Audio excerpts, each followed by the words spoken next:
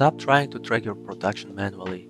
If you aren't using the built-in counters in TIA Portal, you are doing twice the work for half the accuracy. Here is how to set up a basic count up in under 60 seconds. Most people think a PLC counter is just for adding numbers. But do you know what happens when your count reaches the preset value? Let's go and show the basics of the count up and count down.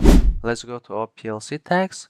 I have prepared 4 tags: start, reset, LED, and current value. This one is the integer, and I'm saving this inside internal memory of the PLC just to see the value. Let's go and start. For the count up, let's drag and drop. And when you drag and drop the count up or count down, it will automatically create a data block for it. Press OK. Then here, let's go. Press our start. And here, this one is the reset. Reset, I will use reset. And for the preset value, let's use 5, for example. Now I will explain what are all of them one by one. And for the current value, I'll just use my current value. Let's go, load it, load.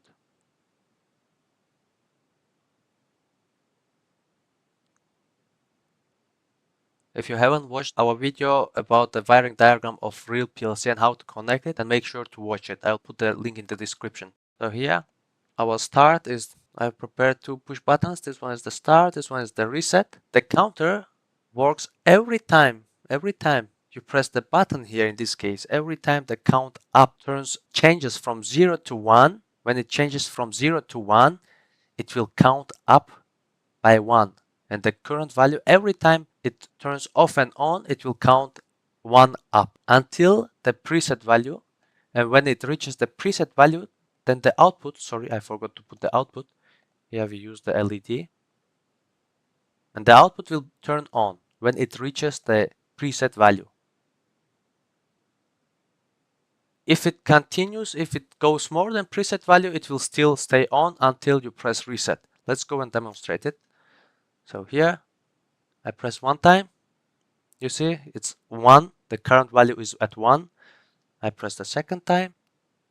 The current value changes to 2, 3, 4, and at 5, the LED turns on. When we reach the preset value here, the LED turns on. Even if you go more up, we are at 10 now, it's still on until we press the reset button. This was for the count up. Now let's go and demonstrate count down.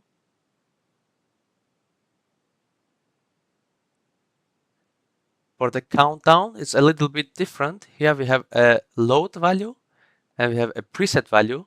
What happens is, let's say we put preset value 5, and for the load, we use the second. It's not reset actually, it's like, let's go and change the name to load. So it's not reset, it's load. When you press this one, let's demonstrate it now. Now you will understand it. So what happens here is, when I press the load value, our counter will go up to 5, so it will start from 5, and every time the start button changes the state from 0 to 1, it will count down by 1, and it will at 0, when it reaches 0, then our LED turns on. Let's go and demonstrate it. So I press the load button. When I press the load, which is this one here, when I press this one, the counter will start from 5. You see, our current value is 5. And every time I press the start button, it will count down to 1. It's from 5, 4, 3, 2, 1. And when we reach 0, the output turns on. You see? It's on now. And it will continue going. Now we are at -10.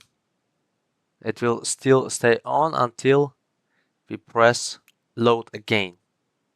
This was it for counters, count up and count down. Like and subscribe.